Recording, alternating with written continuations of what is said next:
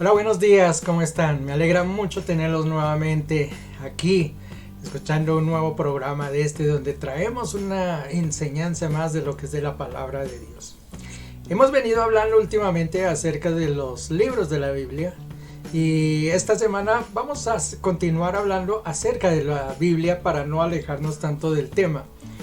Vamos a recordar algunos conceptos que yo sé que muchos los hemos escuchado. Los vamos a recordar, de todos modos es bueno siempre tenerlos en cuenta. Vamos a profundizar en algunos de ellos y vamos a estar viendo que de todos modos, así uno vuelva a ver un tema y lo vuelva a ver, siempre habrán cosas nuevas para aprender. Hoy vamos a hablar sobre algunas cositas acerca de la Biblia y todo lo que tiene que ver con ella, ¿no? Ya les digo, a propósito de que estamos viendo los sábados lo que son los estudios de los libros que componen justamente la Biblia. Hoy vamos a ver de dónde surgieron esos libros y cómo nos llegaron hasta aquí a nosotros y qué relación tienen entre el hombre y Dios, lo que es la palabra de Dios o lo que es la Biblia. Así es de que no se separen, vamos a hablar esta mañana en eso. Bienvenidos a este nuevo programa, un nuevo estudio bíblico que tenemos con ustedes. Bienvenidos.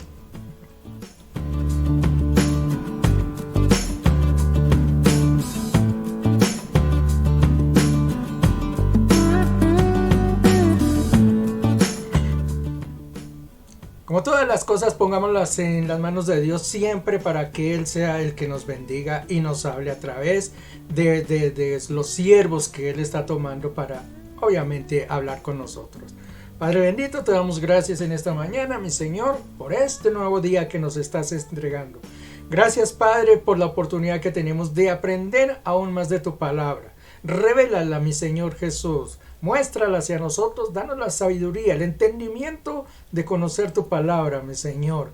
Que no sean palabras de hombre, sino que sea lo que tú tienes para nosotros. Señor, ponemos esta reunión en tus santas manos y que todo vaya conforme a tu santa voluntad. Bendito sea el nombre del Señor. Dios les bendiga, mis hermanos. Ya en un momento comenzamos.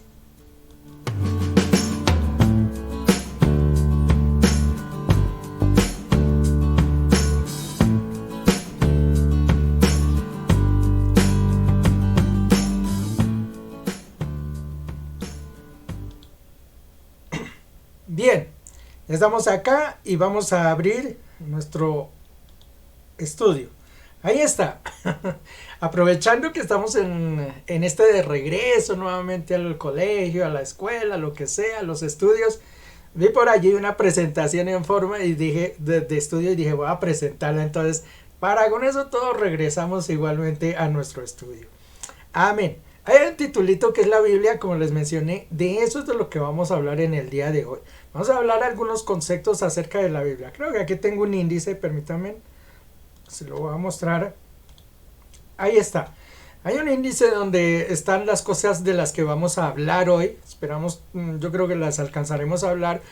No me voy a extender mucho en los temas, como le digo, son cositas que conocemos, solamente quiero en algunos casos recordar, en otras profundizar sobre algunos punticos de esos. En un principio veremos muy ligeramente, ya les digo, la historia de la Biblia, no completamente toda la historia porque es bastante amplio tratar de conocer cada paso que se fue dando para llegar hasta lo que conocemos hoy en día como es la Biblia. Es muchos años de historia, miles de años de historia podemos hablar acerca de cómo fue el proceso de llegar a la Biblia. Entonces vamos a hablar un compendio pequeñito, ¿no? Cositas así suelticas de cómo la Biblia nos llegó a nosotros. Vamos a mirar el autor de la Biblia que ya todos conocemos de dónde viene, pero vamos a saber cómo fue esto, cómo llegó hacia estos hombres. Hablaremos igualmente quiénes fueron los que escribieron la palabra de Dios. Como le digo, no vamos a hablar de todos porque sería muy difícil, pero vamos a hablar someramente cómo fueron ellos inspirados. Hablaremos otro puntico para qué fue hecha la Biblia. Pues tiene un motivo, ¿no? La Biblia por alguna razón Dios la creó y entonces vamos a ver algún motivo por allí o algunos motivos por qué fue escrita la Biblia y para qué. De entre esos motivos vamos a ver que está lo de la enseñanza, la corrección, el trabajar la palabra de Dios y creo que veremos otro par de punticos más para saber para qué fue creada realmente la Biblia. Finalmente veremos dos punticos, uno que es acerca de la interpretación Y hay que tenerle cuidado a esto de la interpretación, porque justamente por esas malas interpretaciones que existen es que se han creado demasiadas doctrinas a nivel del mundo. Entonces hay que tener mucho cuidado con eso de la interpretación. A veces las traducciones hacen eso, que se cometan errores y entonces empiezan a surgir una cantidad de ideas propias, y con esas ideas propias se van creando una cantidad de nuevas tradiciones religiosas, eh, nuevos grupos religiosos también. Y al final veremos el peligro que se tiene a alterar la Biblia, ¿no? No es bueno hacerlo, es un consejo que se da allí en la palabra de Dios, y obviamente, como decimos, el alterar la palabra de Dios lo que conlleva es justamente a que mucha gente empiece a desviarse. Estas son las cositas que vamos a ver en esta mañana, así es de que los invito para que, si quieren anotar o si quieren tener ahí su referencia, está perfecto. Vamos entonces a la primera parte que dice allí, que es lo de la historia de la Biblia.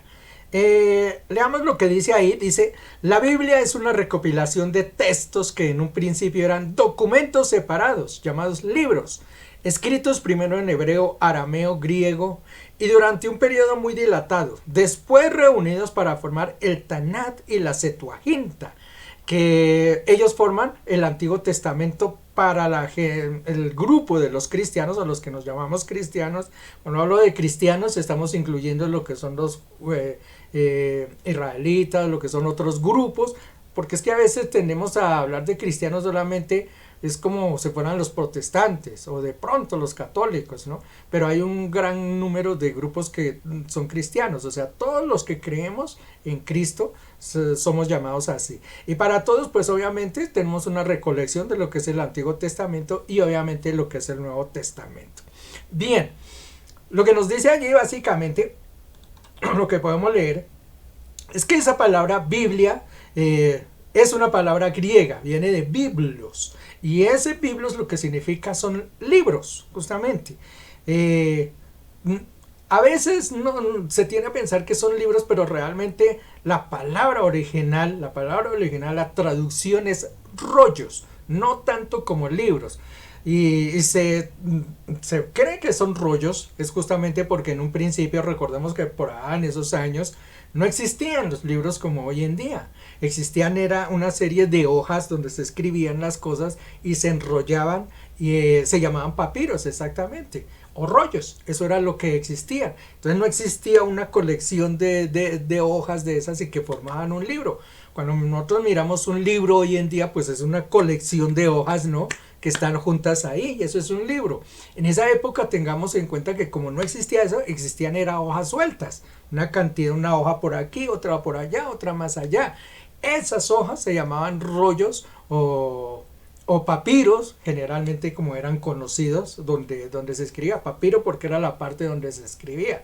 Ahora, esa colección de papiros, esa colección, o sea, los juntaban ellos, los amarraban a veces con un hilito, algo así, juntaban todas esas hojas y a eso lo llamaban rollos o libros, que de ahí es donde viene la palabra Biblia, porque eran biblos. Entonces cuando ellos mencionaban eso, alcánceme el biblo, pues ya se sabía que era la colección de esos rollos, y entonces quedó como Biblia, porque eran biblos. Alcánzame los biblos, se sabía, alcánzame los rollos, alcánzame esa colección de rollos. Entonces lo que mencionaban era eso, Biblia, y por eso se quedó como la Biblia. De ahí viene ese origen de la palabra Biblia. Esta, como les digo, es una base, o la que nosotros estudiamos, una base tanto para el judaísmo como para el cristianismo. Hay una definición que yo la saqué de Wikipedia y me gustó la definición como la dicen acerca de lo que es Biblia. Mira, dice, es el conjunto de libros canónicos. Tenemos que cuando se habla de canon es un compendio, es como una instrucción o una forma que hay que seguirse. Ese es el canon. Entonces es un conjunto de libros canónicos que en el judaísmo y el cristianismo se consideran producto de inspiración divina y un reflejo o registro de la relación entre Dios y la humanidad. Mira que a mí me gustó esa definición justamente por eso, por esas dos últimas partes que menciona ahí. Un conjunto de libros que dice producto de la inspiración divina. Es decir, viene de la parte de Dios. Ese conjunto de libros viene de la parte de Dios y dice, y es el reflejo entre la relación que existe entre Dios y los hombres. Y exactamente, si uno mira la Biblia, pues eso realmente es lo que pasa. ¿Qué hay en la Biblia? Pues una relación entre el hombre y Dios desde Génesis hasta el último punto de Apocalipsis. Entonces, esa relación que existe a través de todos esos libros es la que se relata allí. Entonces, me gusta esa definición, como la dice, es algo de la inspiración divina de Dios, pero que en ella se relata es la relación que existe entre el ser humano y Dios. Perfecto, eso está dicho allá. Bueno, encontré esto, algo más. La Biblia, ya lo mencionamos, en un principio eran textos, hojas sueltas, y estaban escritas en hebreo, arameo y griego. Hebreo, obviamente, era el idioma que ellos manejaban por allí. El arameo era una lengua muy particular del grupo de los israelitas. Recordemos que incluso por ahí hay una película muy famosísima que suelen pasar en Semana Santa que justamente es hecha en arameo porque era el idioma donde o el dialecto en el cual hablaba Jesús, hebreo y arameo. Entonces por eso el arameo es bastante importante. Muchos de estos textos fueron escritos en arameo, que ya les digo, era como o es como un dialecto de la zona, el arameo. Y uno que tuvo bastante influencia, ¿no?, dentro del grupo, no solamente de los israelitas, sino durante toda esa región, que fueron los griegos. Ellos dominaron muchas de esas zonas en esos tiempos y obviamente el idioma de ellos se expandió sobre toda esa zona. Entonces el griego tuvo mucha influencia sobre los escritos también que tuvieron los israelitas. Entonces, en un principio, o el origen, digamos, de los escritos religiosos, de lo que son los rollos que son la Biblia, están escritos generalmente o en hebreo, en arameo o en griego. Ahí nacen ellos. Dice, en un principio estaban formados por el Tanat y la Septuaginta, que son los libros del Antiguo Testamento, y más tarde se unieron el Nuevo Testamento. Entonces vamos a ver, la Biblia está dividida en dos, Antiguo Testamento y Nuevo Testamento. Los Nuevo Testamento sabemos que son los que vienen después del nacimiento de Cristo. Y en esos digamos que hay una gran concordancia entre la mayoría de grupos religiosos. Ya vamos a ver que hay algunas diferencias en algunos, pero generalmente todos concuerdan en los libros del Nuevo Testamento. En los libros del Antiguo Testamento es donde hay una gran diferencia, bastante alta a través de los grupos religiosos. Está allí, se menciona el Tanat y la Septuaginta, que son la base de esos libros. ¿Qué era el Tanat y qué era la Septuaginta? Entonces, para saber entonces por qué nos basamos o por qué los grupos religiosos se basan de allí para traer lo que es la Biblia. Pues bien, el Tanaj era un compendio de rollos o de libros que eran usados especialmente o principalmente por los judíos. De hecho, ellos siguen hoy manejando ese tipo de libros. Esto de que hubieran muchos escritos no crea que fue una o grupos, digamos que grupos religiosos que se formen, no es un tiempo de hoy o algo moderno. Ya en esa época habían muchas diferencias. Imagínense, antes de Cristo, estamos hablando desde las épocas antes de Cristo, miles de años atrás. Ya había una gran diversidad de grupos y cada uno lo interpretaba.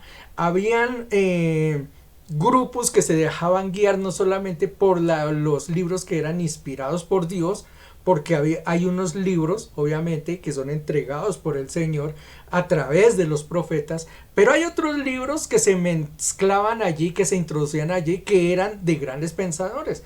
Es decir, gente importante de esa época, imaginemos hoy un tipo importante que haya en el mundo, que tenga mucha sabiduría, y entonces se le da por escribir un compendio por ahí acerca de lo que es Dios, y aquello, y entonces a la gente le parecía bueno o le parece bueno, y empiezan a incluirlo.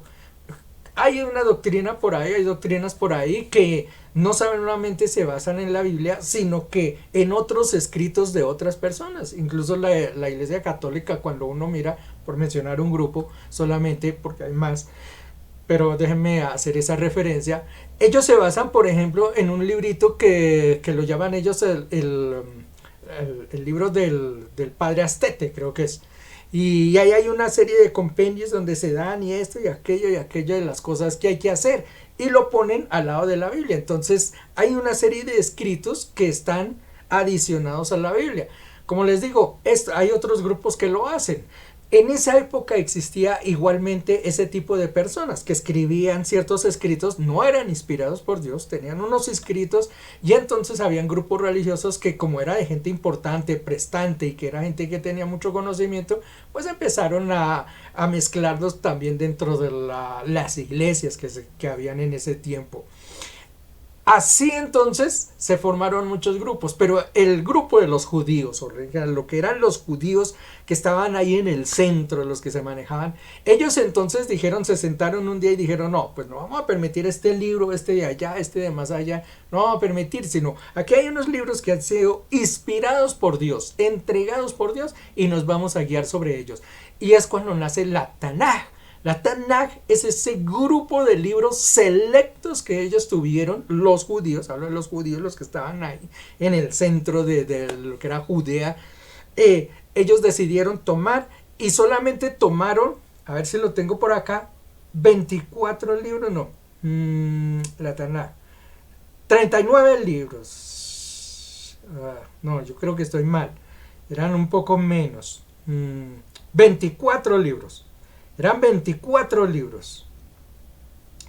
24 libros eran los de la Tanaj. Esos eran los originales y estaban divididos. Por aquí los tengo, mire. Estaban divididos en 3 grupos. Uno que era la Torá, que es muy conocida por todos nosotros. Alguna vez creo que la hemos oído mencionar.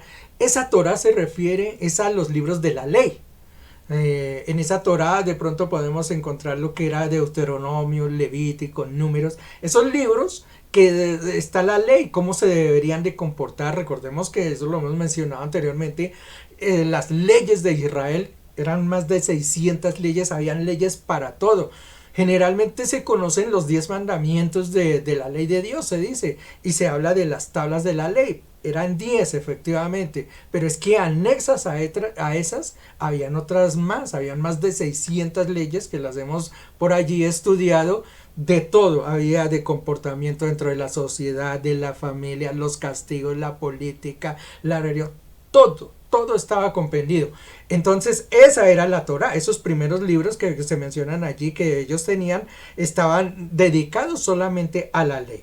Los otros libros eran los Neelín, que eran los libros de los profetas. Nosotros los conocemos como profetas mayores, profetas menores. Esos libros que eran dados a los profetas, ellos los tenían agrupado en un grupito ahí pequeñito.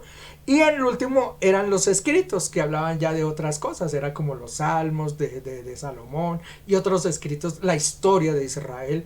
Recuerde que por allí a veces se menciona y la historia de no sé quién está escrita en el libro de las crónicas de no sé qué.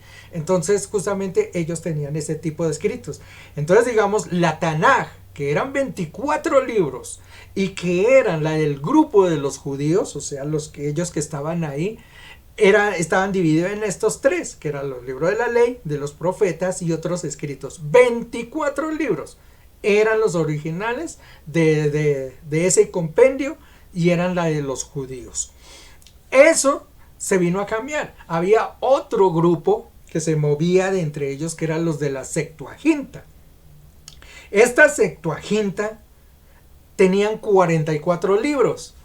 Nótese la gran diferencia. Mientras en uno eran 24, que era la Tanaj, en la Septuaginta eran 44 libros. O sea, habían 20 libros más. ¿Y quiénes usaban esta Septuaginta? Porque no es que esta apareció primero y después otros. Eran a la par que se veían ellos dos. La Tanaj, le digo, era para los judíos que vivían ahí en Judea. Pero para los judíos que habían ido a otros lugares, que eran prisioneros entre los griegos, que habían salido hacia Egipto, que habían ido a otros lados, esos judíos se manejaban también con textos religiosos que se llamaba la Septuaginta. O sea, la Septuaginta era para los grupos religiosos que estaban afuera, no para los judíos que estaban ahí, sino para los judíos que iban a otros países. ¿Y por qué ellos no mantenían la Tanaj? Pues resulta que esos judíos que iban, por ejemplo, a Grecia, obviamente ellos eran influenciados por la cultura griega. Entonces resulta que los griegos, para poderles introducir la cultura, les introducían también algunos textos, algunos rollos, y entonces eso se iba agrandando. Entonces empezó a haber una mezcolanza de que se me entraban ya hasta cosas de otros grupos religiosos hacia los judíos. Esa era la Septuaginta. Entonces empezaron a aceptar textos de otros lugares y escritos incluso de los mismos judíos, pero que no eran aceptados por los que vivían ahí en Judea. De entre esos libros hay algunos que se han mencionado por allí, como Tobías, Judith, el libro de la sabiduría, el libro de Baruch. Esos conformaban entonces la Septuaginta, que ya le digo. Entonces ahí hay una gran diferencia y es donde se basa la Biblia que conocemos hoy en día. La Biblia de hoy en día, el Antiguo Testamento, se basa entonces en la Tanakh y la Septuaginta. La Tanakh eran los libros de los judíos que estaban ahí en Judea, y la Septuaginta eran los libros que era para los judíos, pero que vivían en zonas lejanas. De la Tanakh eran 24 libros, la Septuaginta eran 44 libros.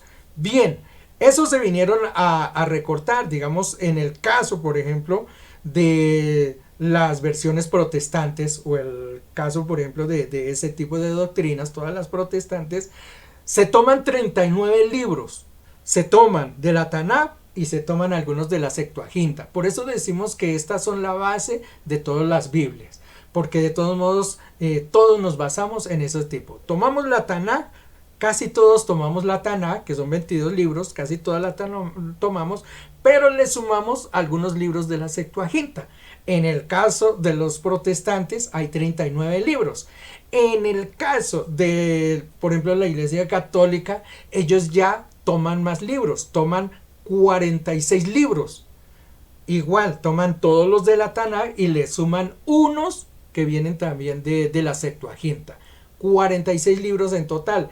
Y en el caso, por ejemplo, de la Iglesia Ortodoxa, que es una muy similar, digamos, a la Congregación Católica, ellos toman 51 libros.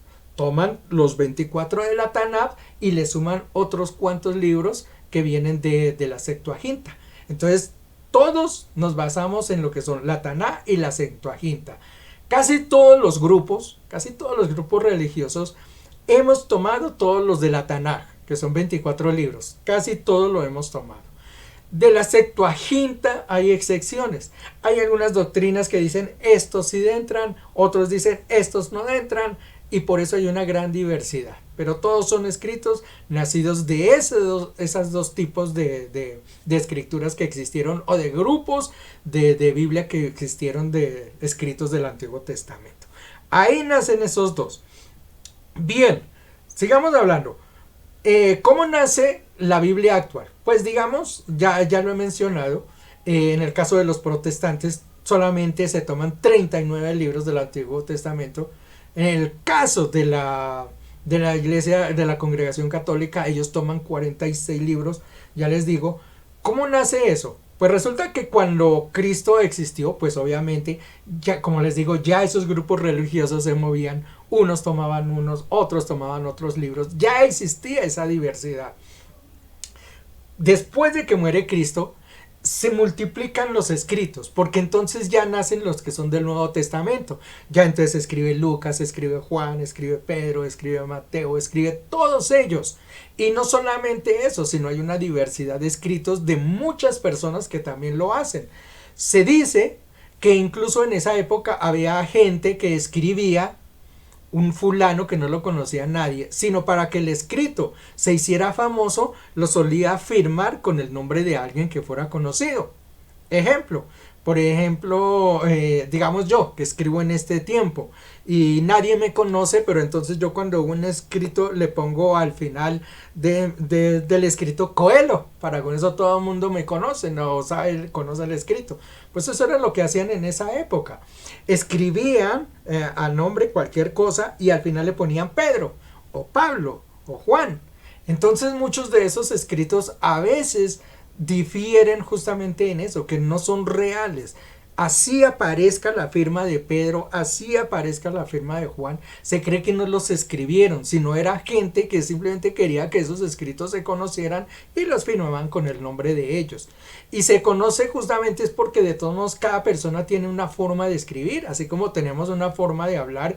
Ustedes, por ejemplo, en el caso de nosotros, las enseñanzas, siempre escuchan al pastor enseñando, él tiene una forma. Si escuchan a nuestro hermano Exxon, él tiene una forma. Si escuchan a nuestra hermana Lady, ella tiene una forma, yo tengo una forma. O sea, cada quien tiene su forma de decir las cosas. Entonces, cuando se toman esos escritos en el antiguo, y se puede decir, no, este no lo escribió Pedro porque mire la forma en que está escrito. Eso, Pedro no escribía así. Así tenga la firma, entonces se puede decir qué escribió Pedro y qué no escribió Pedro. Sin embargo, ya le digo, eso se multiplicó porque entonces cada grupo tomaba los libros que quería. Este tomaba este libro, esto tomaba aquel, los de allá tomaban esto. Y aparecieron una cantidad de escritos, alguna vez lo mencioné, que son lo que se llaman libros apócrifos. Aparecieron, por ejemplo, el Evangelio de Pedro, apareció el Apocalipsis de Pedro, el Evangelio de María, y una cantidad de escritos por allí. O sea, cada congregación tenía una cantidad de escritos distintos. Eso se formó un rebolicio que dijeron un día, bueno, vamos a ponerle orden a esta vaina porque esto se está multiplicando de cosas y cada quien dice lo que quiere. Entonces lo que vamos a hacer es vamos a hacer un compendio. La Iglesia Católica fue un grupo, estoy diciendo un grupo, de los que tomó y seleccionó ciertos libros. Y digo que un grupo porque hubieron otros grupos que se formaron y cada quien entonces decidió, no, la Biblia es esta, la Biblia es esta, la Biblia es esta, punto. Dentro de la Iglesia Católica, en el año 382, si no estoy mal, déjenme confirmarlo, sí, 382, se reúnen ellos y deciden, bueno, estos son los libros que van a pertenecer a la Biblia. Esto fue encabezado por el papa que tenían mencionado en esa época, que era Damaso I. Él fue el que dijo, no, vamos a tomar esta cuestión un poco más tranquila, vamos a organizarnos y vamos a decir cuáles son los libros de la Biblia. Se sentó un grupo de personajes allá y entonces dijeron, estos son los libros de la Biblia. Listo. Pusieron una serie de libros. No crea que eso de una vez dijeron, estos fueron y ya. No. A los años siguientes subió otro papa y dijo, no, esto hay que hacerle una corrección. Le hicieron una corrección, quitaron unos, pusieron otros, después vino otro, volvieron a cambiar la Biblia. Eso duraron como 200 años dándole vueltas a esa vaina. Un día ponían unos, otro día ponían otros, un día quitaban estos, un día... Eso había igual. Al final... la última versión que se hizo ya fue por un consejo de un tal San Jerónimo, un santo de allá de los que tienen, que él fue el que dijo, mire, esa Biblia como está, la que tenían en ese momento, está bien, pero solamente yo les recomiendo que revisen estos escritos. Y cogieron Macabeos 3 y 4. Existe Macabeos 1, 2, 3 y 4. El 3 y el 4 dijo, a mí me parece que esos libros no deberían estar dentro de la Biblia. Lo sacaron. Otro libro que les digo, Esdras. Esdras existe también, Esdras 1, Esdras 2, 3 y 4. Dijo, ese Esdras 3, 4, esos parece que a mí nunca los quitaron. El libro de Enoc, que ha mencionado bastante el hermano Exxon últimamente dentro de nuestras charlas en el Faro, ese libro de Enoc existía y trae unas revelaciones grandísimas acerca de lo del tiempo antiguo, de la creación del ser humano, una serie de cosas que hay por allí. Ese libro de Enoc estaba en un principio dentro de la Biblia, pero llegó este señor y dijo, no, me parece que esto no está, lo quitaron. Igualmente el libro de los jubileos, que también tiene que ver mucho con Enoc y la creación. E igualmente los libros de Baruch. A pesar de que la Iglesia Católica creo que tiene un libro de Baruch, no sé si 1 o 2, pero lo que fue el 3 y el 4 sí los quitaron, de eso sí estoy seguro. El 3 y el 4 los quitaron, pero no estoy seguro si existe Baruch 1 y 2. Creo que solo existe Baruch, solamente uno. Pero esos libros los quitaron. Eso duraron, ya le digo, como 400 años haciéndole arreglos por aquí, arreglos por allí. Finalmente la Iglesia Católica dejó eso. Eso hablando de la Iglesia Católica. Pero la Iglesia Protestante también tuvo su propio grupo donde formaron ya le digo, su propio ambiente y dijeron, estos son los libros que pertenecen a la Biblia.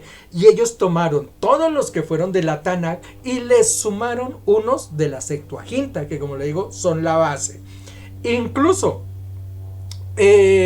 Martín Lutero, que fue el reformador en el año 1600, creo por ahí, en el siglo XVI, Martín Lutero que viene y hace la reforma, e incluso él quería reformar la Biblia nuevamente, y él dijo que libros como Esther, libros de los Hebreos, libro de Santiago, libro de Judas e incluso el Apocalipsis deberían ser quitados de la Biblia porque no correspondían a este aspecto. Finalmente eso no se logró. Se mantuvieron esos libros y se mantienen hasta el día de hoy, pero fueron libros que en la reforma quisieron quitarse dentro de la Biblia. Sin embargo, hay iglesias como la de Copta, como la iglesia de Etiopía, hay una que no me acuerdo, creo que es la Armenia o algo así, que la mencionan también. Ellos sí quitaron algunos libros. Por ejemplo, las Biblias de ellos no tienen el Apocalipsis. Para ellos el Apocalipsis es un libro que está fuera de contexto y niegan el hecho de que haya sido escrito por Juan, o si lo escribió en un aspecto fuera de lo que es la Biblia. Entonces ellos no tienen Apocalipsis. Así, cada grupo entonces definió, tomó los libros que a su buen parecer le pareció que deberían de estar dentro de la palabra del Señor. Todos basados, principalmente los del Antiguo Testamento, en la Tanakh y la Septuaginta. Los judíos de hoy en día, ellos todavía se basan en la Tanakh. O sea, ellos tienen 24 libros que son los que, digamos, se manejaron siempre dentro del grupo israelita. Ya le digo, los católicos le sumaron algunos de la Septuaginta, los protestantes le hemos sumado otro, y las iglesias ortodoxas le han sumado otros libros, otros escritos. Pero más o menos eso es básicamente como ha sido el trajinar de la palabra de Dios a través de los tiempos.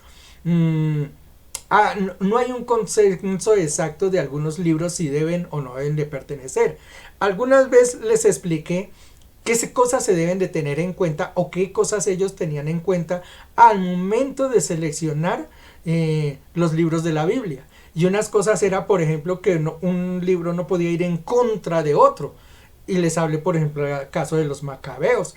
Recordemos que por allá en la Torah, justamente en los libros de la ley, se menciona que ellos no podrían tener comunión con los muertos o hacer consulta a los muertos, o los brujos, las hechicerías no estaban permitidas dentro del pueblo de Israel.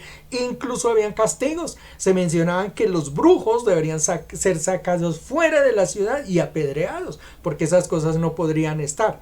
Sin embargo, por ejemplo, en el libro de los Macabeos, que es un libro que existe, por ejemplo, dentro de la congregación católica, se mencionan hechizos e incluso se dan recetas para cierto tipo de brujerías. Por allí están.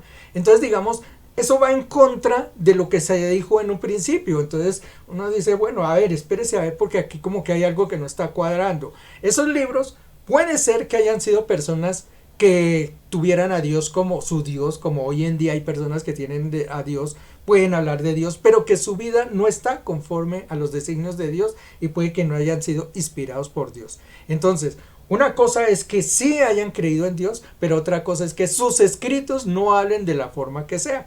Igual que un cristiano hoy en día.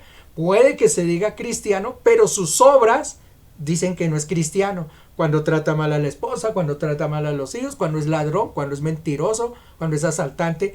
Entonces, puede decir que es cristiano, puede decir que cree en Dios, puede decir, claro, pero sus obras dicen todo lo contrario. Eso pasaba, digamos, como en el grupo de los macabeos. Ellos peleaban por Dios, creían en Dios, luchaban por Yahweh, pero sus obras demostraban que no estaban conforme a la voluntad de Dios. Por eso esos libros no han sido aceptados en algunas doctrinas. Ya le digo, en el caso de la congregación católica, aceptan 2 de esos libros, Macabeos 1 y 2, pero 3 y 4 no los aceptan, ya porque obviamente hay cosas que no están de acuerdo.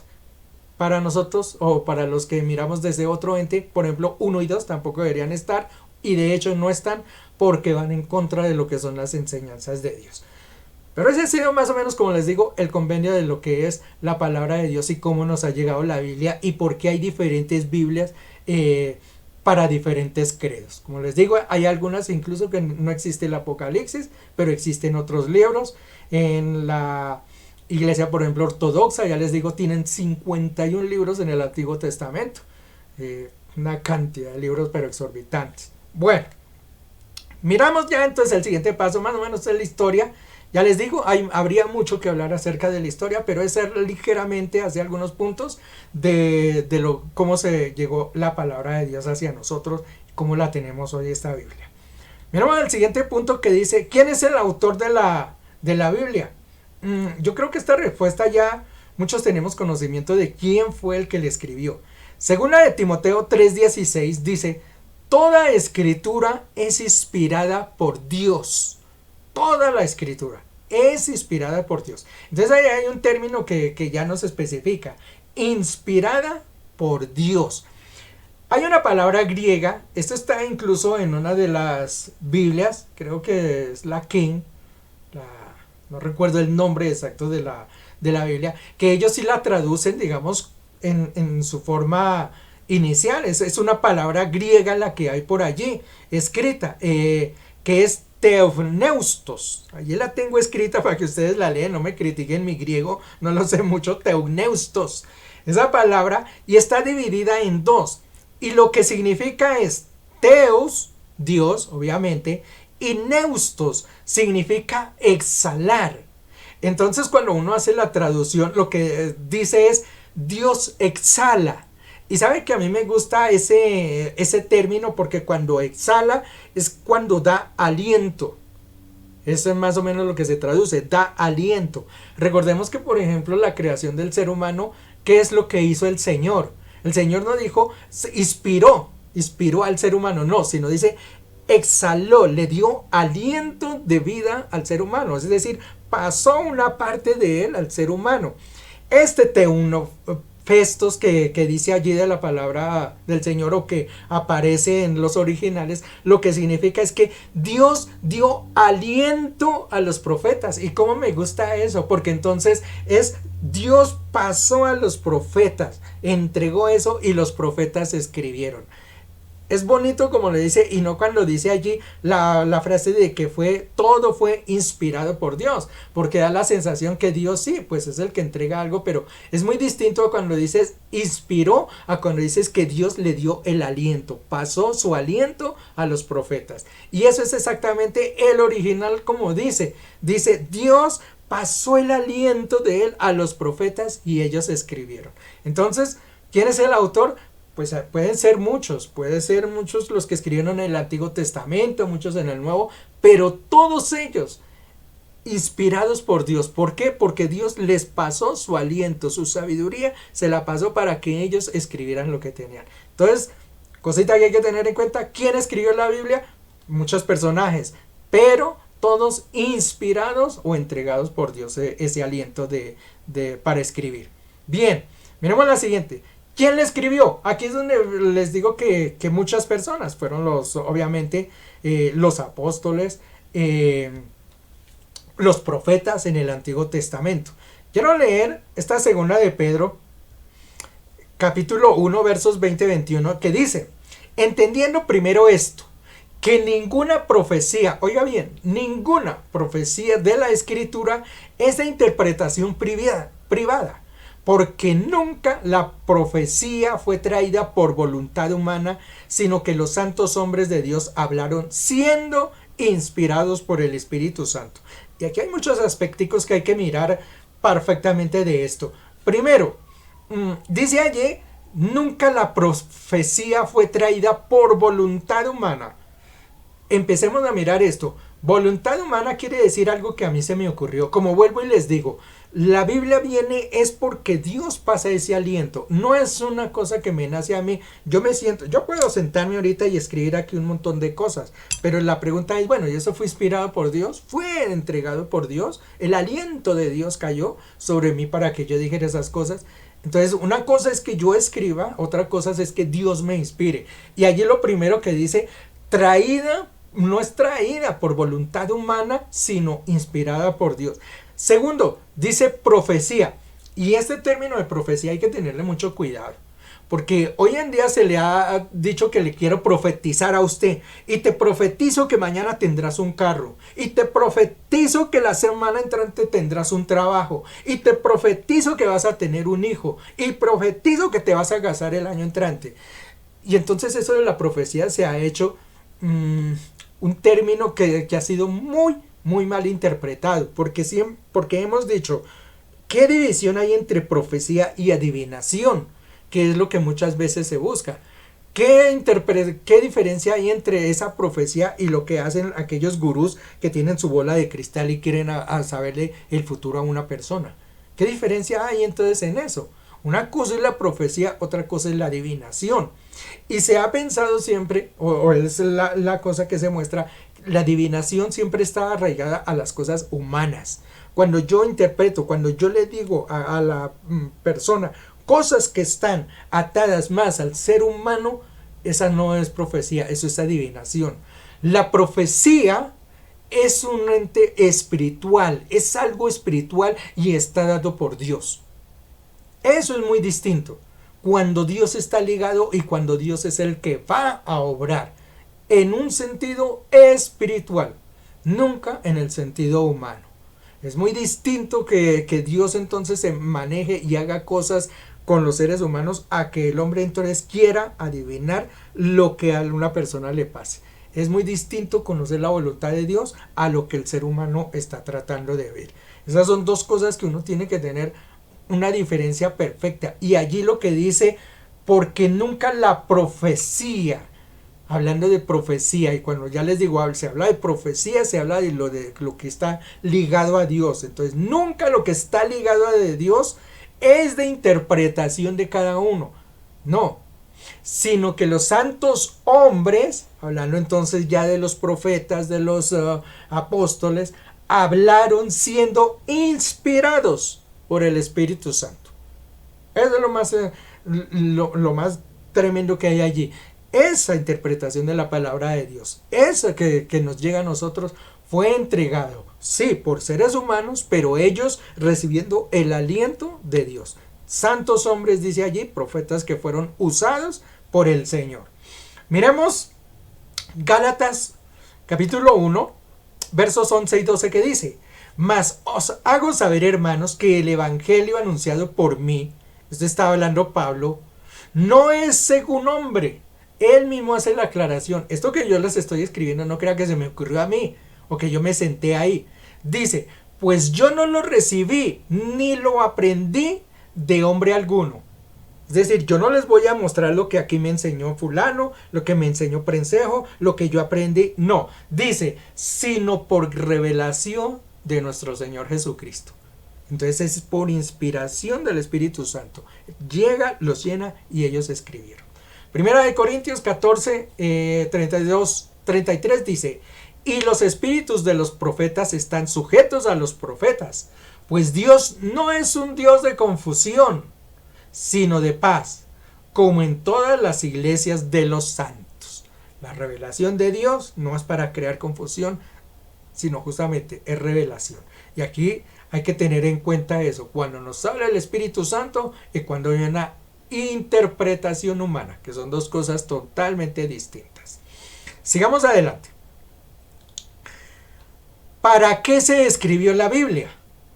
Y un punto también bastante importante, porque la Biblia debe tener algún sentido.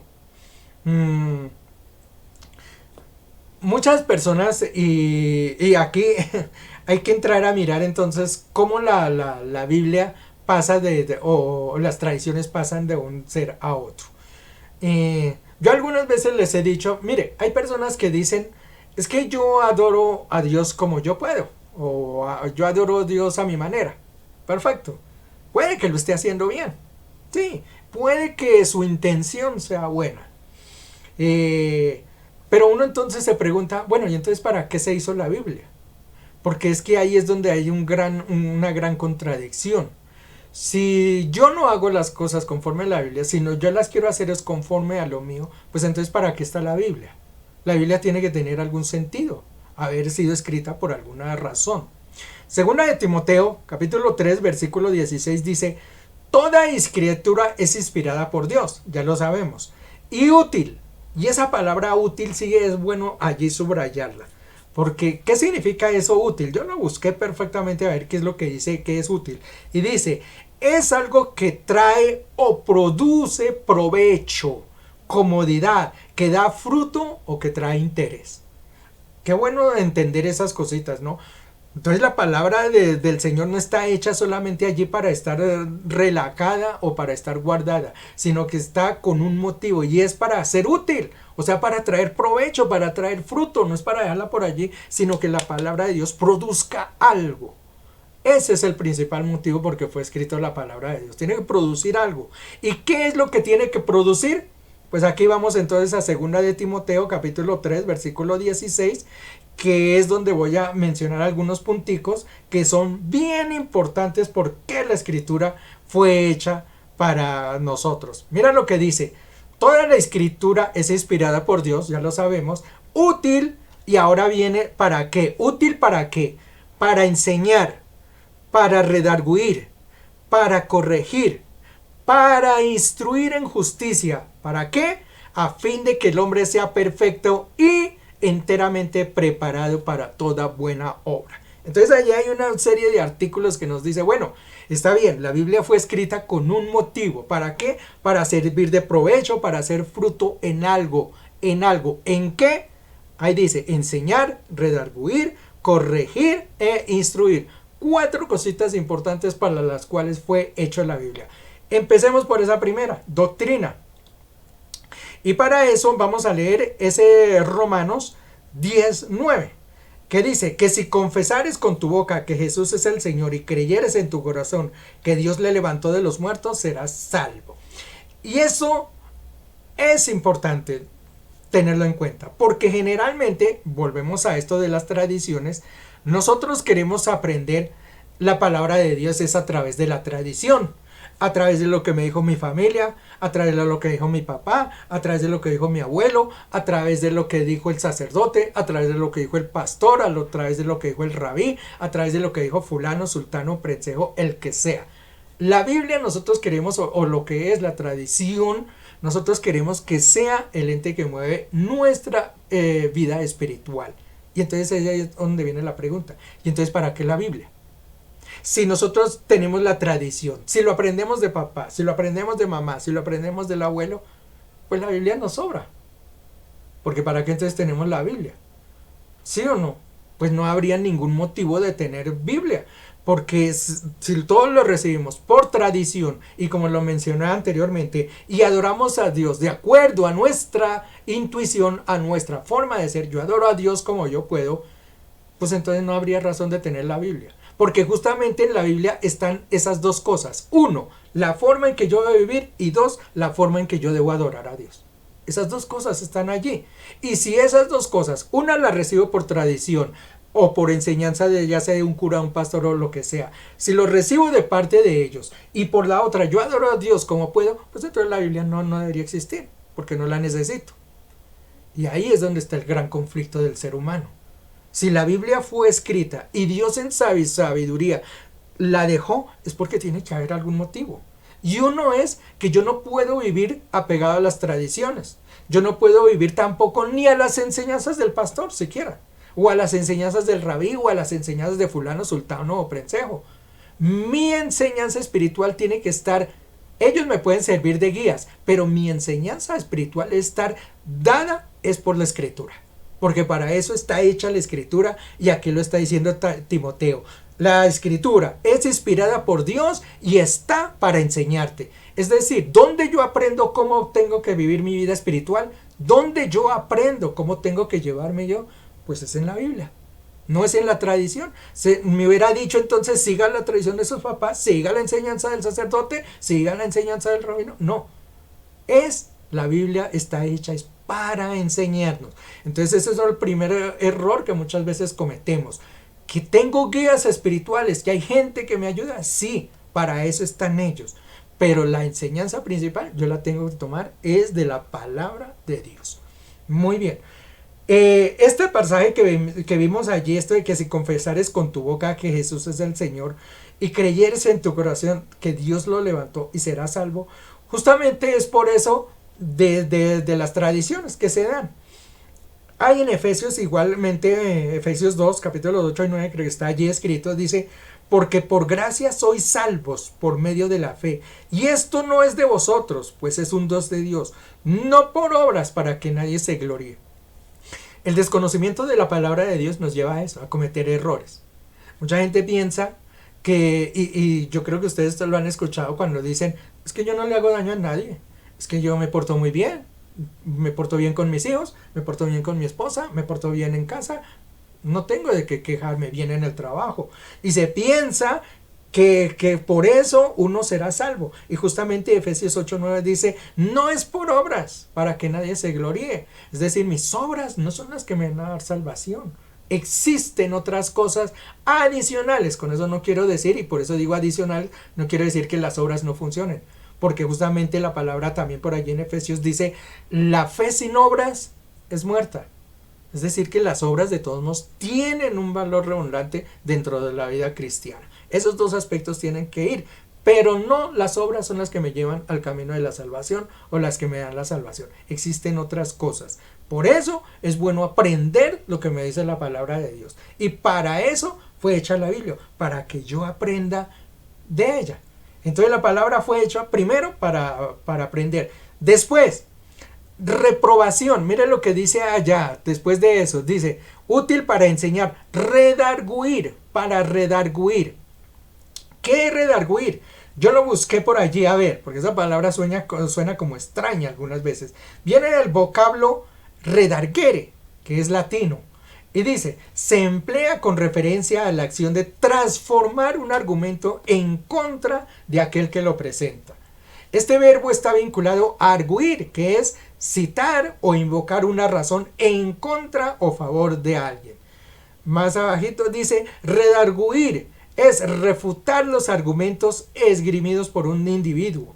El concepto se asocia a tomar esas explicaciones y volverlas en quien las pronunció.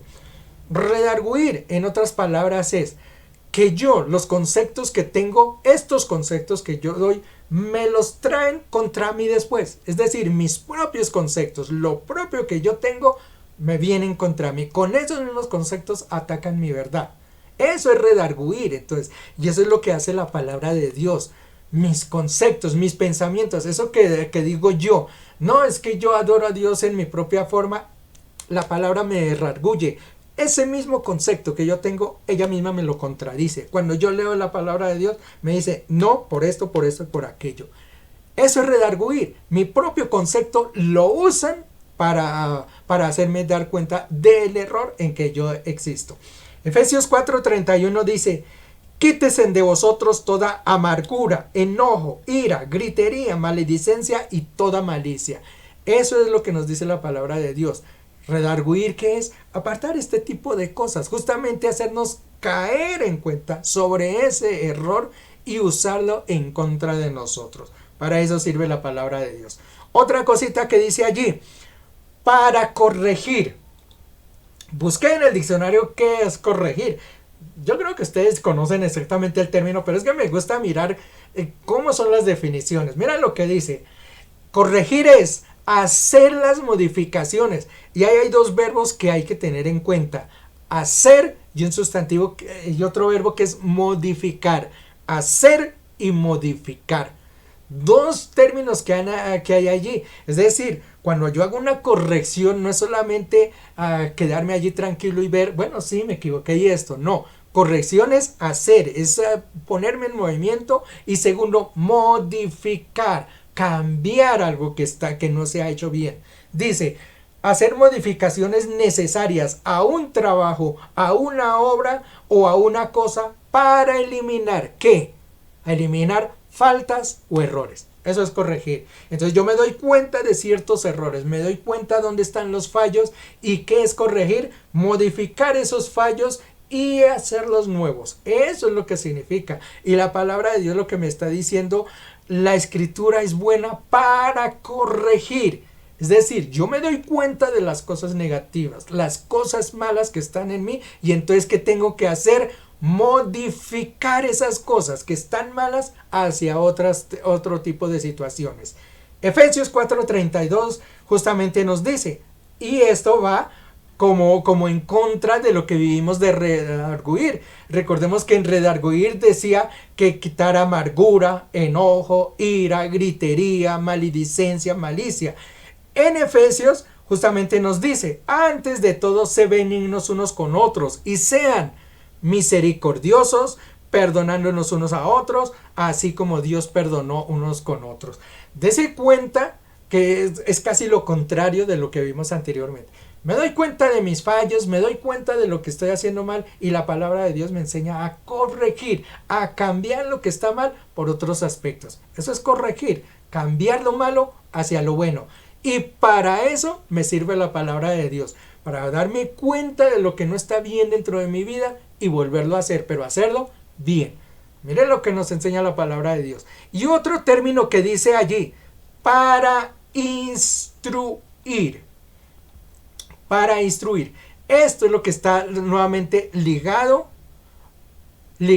a lo que es la enseñanza. ¿De dónde yo obtengo mi enseñanza? Justamente es de la palabra de Dios, de la lectura de la palabra de Dios. Estaremos entonces allí ligados a eso. Bueno, dice, vamos porque ya el tiempo me está corriendo. Dice, ¿para qué? ¿Para qué entonces me sirve eso? ¿Para qué entonces me enseña, me corrige, me desrarguye, me instruye? ¿Para qué? Eso debe tener un fin. O sea, si la palabra me da esos tips, me da esas cosas, eso debe tener un fin. ¿Qué es lo que busca eso? Dice allí, para que el hombre de Dios sea perfecto. Eso es lo que busca el Señor, perfección en nosotros. Ahora, yo sé que eso de llegar a la perfección no es tan fácil. La misma palabra de Dios nos lo enseña. No hay santos, porque la perfección lo que me habla es de eso, alcanzar la santidad. Pero la palabra de Dios misma me enseña, no hay santos, ni siquiera uno. Solamente el Señor Jesucristo fue el único que es santo. Ninguno de nosotros alcanzará siquiera.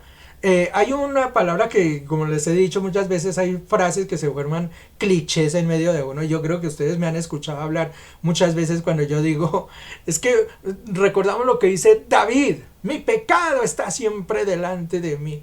Pero es que sí, uno tiene que aprender a reconocer eso. Somos pecadores, que cuando yo vengo a la presencia de Dios, mire, yo me empiezo a dar cuenta de todo el pecado que hay en mí. Yo sé que obro mal en muchas situaciones de la vida, entonces uno tiene que empezar a reconocer eso como lo hizo David. Entonces, llegar a la santidad, llegar a la perfección, eso es muy difícil. Sin embargo, la palabra de Dios allí me dice que la palabra, la Biblia, está hecha, justamente es eso, para que un día lleguemos a la perfección, para que alcancemos la perfección. Efesios 4:13, que es el versículo que está allá, miren lo que dice tan bonito. Dice, ese proceso continuará hasta que todos alcancemos la unidad de nuestra fe. Proceso. El jueves pasado, recordemos, nuestra hermana Leticita nos enseñaba que era el proceso, justamente. El proceso es el comenzar una obra, caminar a través, transformarla hasta llegar a un fin. Ese es un proceso. Uno no quiere decir que nació acá y murió acá. La vida es un proceso. Yo nazco acá y muero allí. No es nacer y morir. Hay un proceso que se llama vida, un caminar. Eso es un proceso, realizar una labor para llegar a un fin. Y eso es lo que nos está diciendo allí. Proceso, llegar al ser al hombre perfecto, Efesios 4:13. Ese proceso continuará hasta que todos alcancemos tal unidad de nuestra fe y conocimiento del Hijo de Dios, que seamos maduros en el Señor. Recordemos que la misma palabra nos enseña que nosotros empezamos siendo bebés. Incluso nos alimentamos con lechecita y aquello, pero nos habla la palabra de Dios que debemos de después comer alimento sólido. Crecemos en la palabra y aquí nos dice exactamente, este proceso justamente nos lleva al conocimiento de Dios y a ser maduros, es de llegar un día a ese tal conocimiento. Dice, es decir, hasta que lleguemos a la plena y completa medida de Cristo. Es decir, Cristo nos ha puesto un punto, y un punto demasiado alto, pero nos dice, la palabra nos va a enseñar, nos va a redarguir, nos va a instruir, nos va a enseñar cómo debemos actuar, todo en el conocimiento para que durante ese proceso un día lleguemos a casi la altura o completamente la altura de lo que es Cristo. Para eso está hecha la palabra. Para ese caminar, para ese proceso hacerlo y llegar un día a ese punto que es la plena y completa medida de Cristo. Ese es el fin de la palabra de Dios. Para eso está hecho la palabra de Dios. Y termina diciendo, ese pasaje, si lo miramos allá, dice, enteramente preparados para toda buena obra. Es decir, bueno, ya aprendí la palabra de Dios, ya redarguí, ya hice cambios en esto y en aquello. Estoy caminando hacia mi perfección, a llegar a la altura de Cristo. ¿Y ya? ¿Ahí terminó todo? No. La palabra de Dios dice no. No es tiempo de sentarse, sino que eso ahora que usted hizo, ese camino, ese proceso, ese aprendizaje, tiene que traer un fruto. Si no hay un fruto, entonces no has hecho nada. Y por eso dice allí, estemos preparados para toda buena obra. Hay que hacer algo, trabajar, hay que hacer algo respecto a eso. Porque ¿de qué me sirve aprender toda la palabra de Dios? ¿De qué me sirve haber hecho un proceso? ¿De qué me sirve haberme corregido, haberme redarguido? ¿De qué me sirve todo eso si no hay un fruto? No existe entonces ningún motivo. El fruto, recordemos lo que dice allá en Juan 15:2. Dice, todo pámpano, hablando de la vid y los pámpanos, todo pámpano que en mí no lleva fruto, lo quitaré. Y todo aquel que lleva fruto, lo limpiaré para que lleve más fruto. Ese es el objetivo de una vida cristiana. Ahora, cuando hablamos de llevar fruto, no quiere decir que entonces usted tenga que ser un pastor. O que usted tenga que salirse a las calles a gritar el evangelio. Si lo puede hacer, gloria a Dios. Pero es que fruto también significa llevar y mostrar una vida cristiana. Dentro de su hogar, dentro de su trabajo. Que en cada lugar donde uno vaya lo reconozcan como un hijo de Dios. ¿Y cómo lo reconocen? Cuando se ven los frutos que uno da. Hay misericordia, hay amor, hay confianza, hay fe, hay formas. O sea, mi testimonio es el mejor fruto que uno puede dar de saber de que la palabra de Dios está actuando en uno. Que hay una comunión entre Dios y nosotros se ve a través de nuestro testimonio. Por eso el testimonio es tan importante. Porque el testimonio es el que habla, más que 1000 palabras. Él es el que nos muestra. Perfectamente. Vamos al siguiente punto. Rápido. Correcta interpretación, que era el otro que tenemos. Aquí es donde les menciono justamente que por eso es que se han creado demasiadas doctrinas. Porque cada quien la interpreta como quiere. Cada quien toma y dice, no, es que la Biblia dice esto y dice aquello. No puede ser así. La palabra de Dios tiene una sola interpretación. Segunda de Pedro, capítulo 1, 20-21 dice, entendiendo primero esto, que ninguna profecía de la escritura es de interpretación privada. Es decir, que no es que cada quien la interprete como quiere y simplemente es así. No. Dice, entiendan primero esto. Las profecías no es que cada quien la interprete como sea. Dice, porque nunca la profecía fue traída por voluntad humana, sino que los santos hombres de Dios hablaron siendo inspirados por el Espíritu Santo. Y a este punto hay que prestarle atención justamente en eso. La interpretación de la palabra de Dios llega, allí dice, por inspiración del Espíritu Santo. Por eso es que hay muchas interpretaciones por allí, porque cada uno la quiere interpretar en su forma humana, y resulta que en la forma humana, en la forma privada que cada uno quiere, pues cada uno le da su sentido. La verdadera interpretación tiene que llegar es por revelación y por inspiración del Espíritu Santo. ¿Y cómo es esa relación? Eso llega a través de la oración, a través del ayuno, a través de la búsqueda de Dios. Por eso esos puntos son importantes. Una persona que no ora, una persona que no ayuna, una persona que no busca de Dios, no tiene inspiración divina, no tiene la inspiración del Espíritu Santo, y por eso le cuesta mucho entender la palabra de Dios. Porque la palabra de Dios, su interpretación llega por revelación del Espíritu Santo. Y el Espíritu Santo solamente se revela y se muestra es a través de una comunión con Dios. Y esa comunión con Dios llega es a través de la oración. Por eso es importante esa parte. Sigamos entonces. A ver, miro aquí el tiempo, ya, se me acaba el tiempo. Miremos el último puntico que lo tenía por acá. Entonces, peligro, y puse ahí un signo. Dice allí la palabra de Dios, tengan cuidado, porque esas malas interpretaciones o esas malas cosas hacen desviar lo que es el sentido de la palabra de Dios. Eso es muy, muy, muy peligroso. Deuteronomio 4:2 dice, no añadiréis nada a la palabra que yo os mando, ni quitaréis de ella nada. Es un mandato que existe de la palabra. Sin embargo, hay doctrinas, y yo ya les menciono, está por ejemplo la doctrina de la Iglesia Católica, está creo que la de los Testigos de Jehová, si no estoy mal, la de los santos de los últimos días. Ellos se basan no solamente en la Biblia, sino quieren modificarla y empiezan a traer libros de otro lado. Juntarle, como les digo, pues pueden ser personas muy prestantes, muy sabias de lo que sea, pero es que la Biblia es una. Nosotros nos debemos regir por ella. Dice, hay de aquel de que le cambie o le quite la parte de la palabra de Dios. Mire, yo les voy a dar un ejemplo de esto del cambio de la palabra de Dios, y vea cómo Satanás fue una de las primeras armas que usó para embaucar al ser humano. Génesis capítulo 16, mire, Génesis capítulo 2 versículos 16, 17 dice, y mandó Jehová Dios al hombre diciendo, de todo árbol del huerto podrás comer, mas del árbol de la ciencia del bien y del mal no comerás, porque el día que comiere de ese ciertamente morirás. Entonces allí está, les da una orden, de esto pueden comer de todo menos de este. Génesis 3:1 dice, pero la serpiente era astuta, más que todos los animales del campo que Jehová Dios había hecho, lo cual le dijo a la mujer, ¿con que Dios ha dicho que no comáis del árbol del huerto?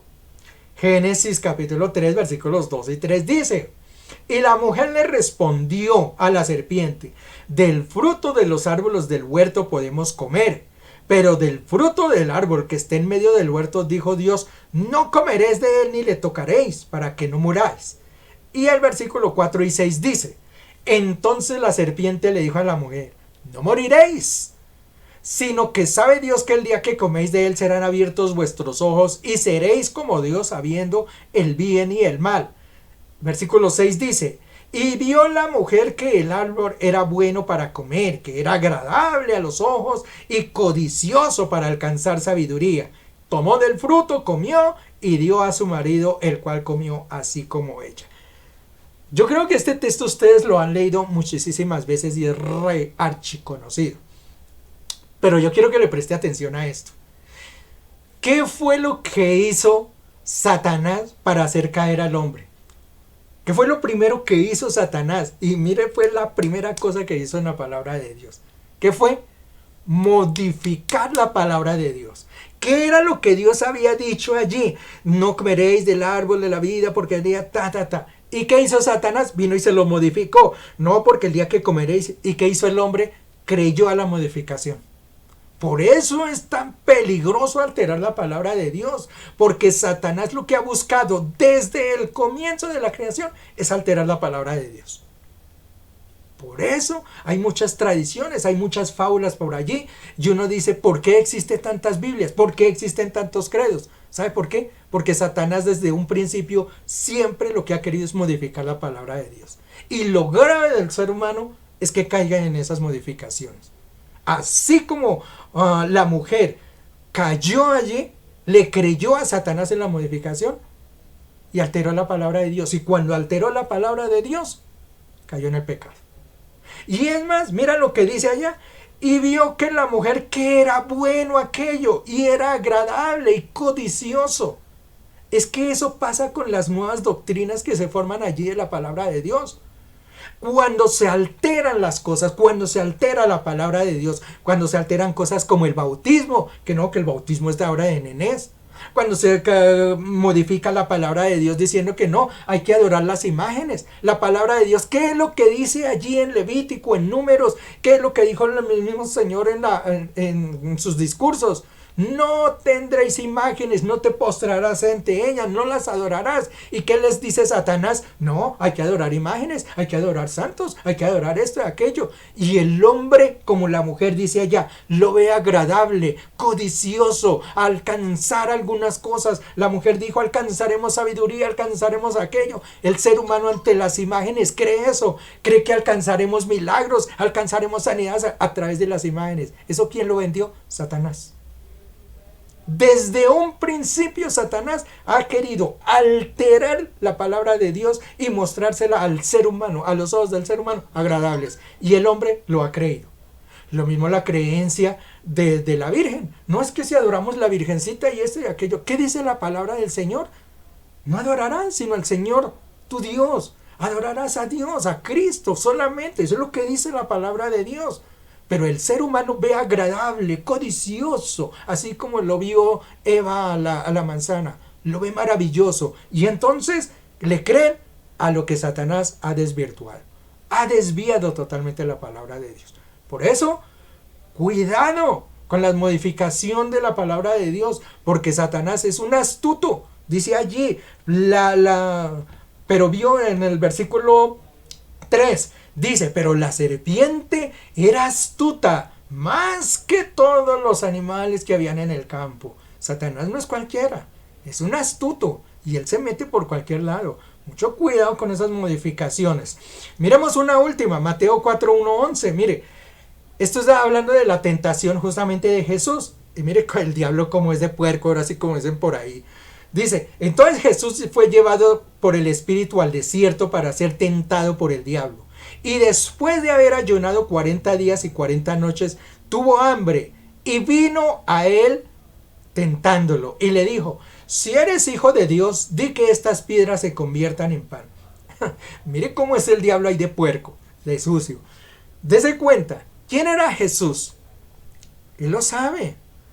Él lo declaró más de una vez. Yo vengo en nombre del Padre. Él es el Hijo. Y Satanás, vea lo que le dice de una vez para confundirlo.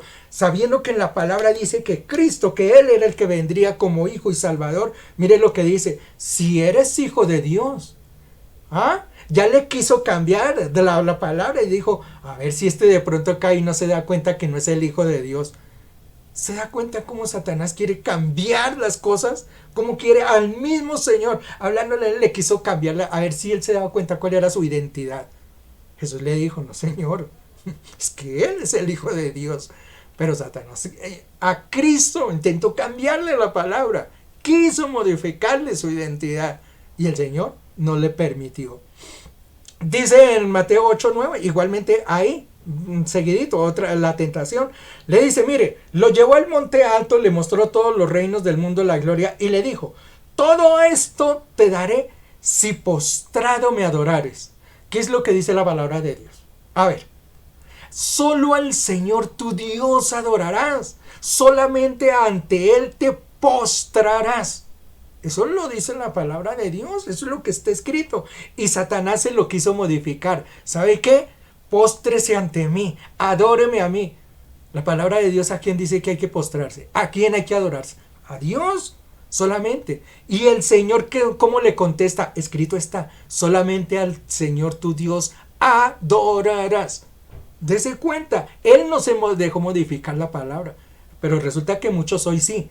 Se postran ante imágenes, adoran ante imágenes, ante mamarrachos, ante cosas de esas, ante cualquier cosa. Una piedra en cualquier lugar, una sombra, un palo, lo que sea. Eso adoran, a eso se postran.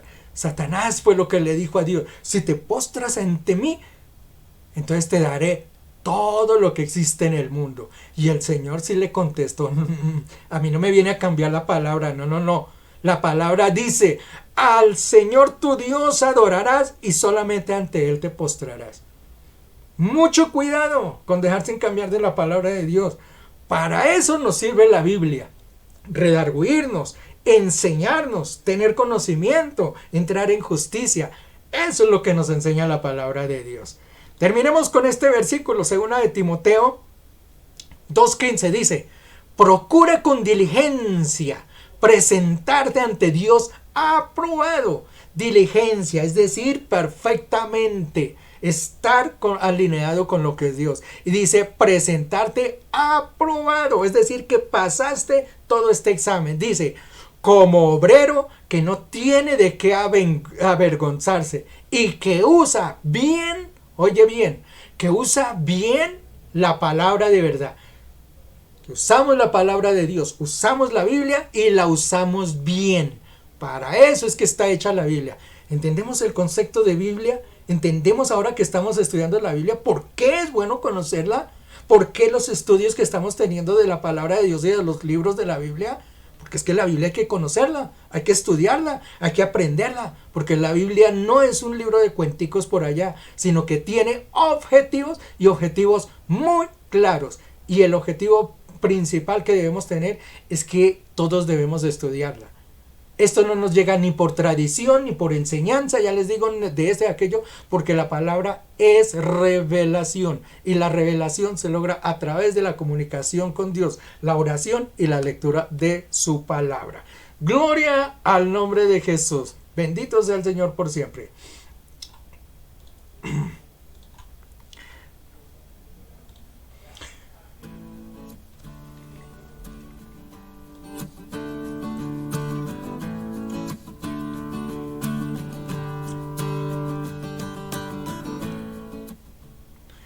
Qué bueno que me hayan acompañado hasta este punto. Espero que muchas cositas estas nos hayan quedado un poco claras, ¿no?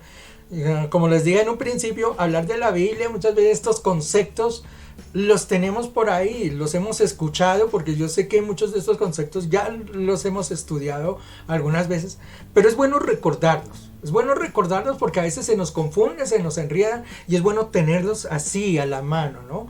Tener estos conceptos de lo que es la palabra de Dios. Saber de dónde viene la Biblia, quién la escribió, para qué fue escrita la Biblia. Tiene que tener un motivo. Y segundo, conociendo todo esto, sabremos cuál es el fruto entonces que nosotros estamos mostrando a través de la palabra de Dios. Gracias por acompañarnos, gracias por haber estado con nosotros. Oremos para despedir nuestra reunión. Padre bendito, te damos gracias por esta reunión en esta mañana. Gracias por tu palabra, gracias por lo que nos has enseñado, mi Señor Jesús. Ponemos el resto de día en tus santas manos. Que seas tú quien nos bendigas, mi Señor. Cada obra, cada cosa que nosotros emprendemos, que sea conforme a tu santa voluntad. Y principalmente, mi Señor, sigue revelando tu palabra a nosotros, Señor. Abremos nuestro corazón, nuestro entendimiento y estaremos atentos a la voz tuya, mi Señor. Que seas tú quien nos guíes. No queremos apartarnos ni escuchar cosas de hombres. Tú, mi Señor, eres el que nos guía a toda verdad. Bendito sea el nombre de Jesús. Y bendito sea el Señor por siempre. Gracias a cada uno de ustedes por habernos acompañado. Los esperamos en un próximo estudio. Y no olvides de compartir la palabra de Dios, de bendecir a alguien con la palabra de Dios. Es lo mejor que podemos hacer por alguien. Gloria al Señor. Dios les bendiga. Nos vemos en una próxima.